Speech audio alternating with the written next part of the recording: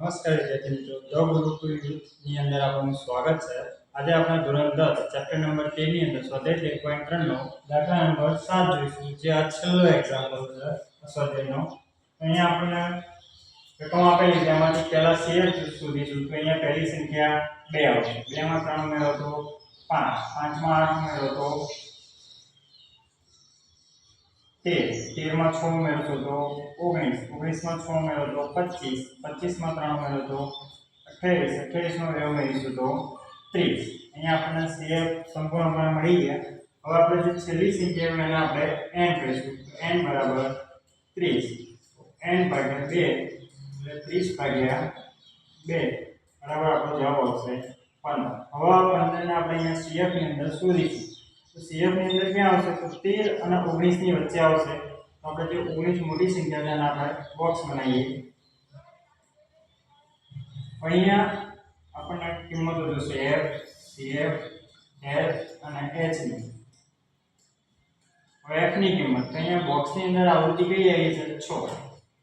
હવે બોક્સ બનાવીને ઉપરની CF કેટલી છે? 13। અહીંયા CF બરાબર 13। પહેલી કિંમત બોક્સ ની અંદર સૌથી આગળનો વર્ગમૂળ કોણ છે? 55। અને h ની કિંમત તો 60 માંથી 55 જાય તો આપણને કેટલા મળશે? 5। હવે મધ્યસ્થનું સૂત્ર m બરાબર l plus n/2 minus cf છેદમાં f ગુણ્યા h।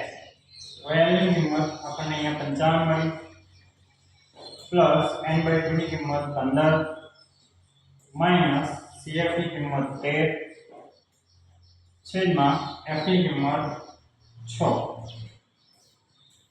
ગુણ્યા H ની કિંમત 5। હવે આપણે 55 પ્લસ 15 માંથી 3 જાય તો 2 વધશે છેદમાં 6 ગુણ્યા 5।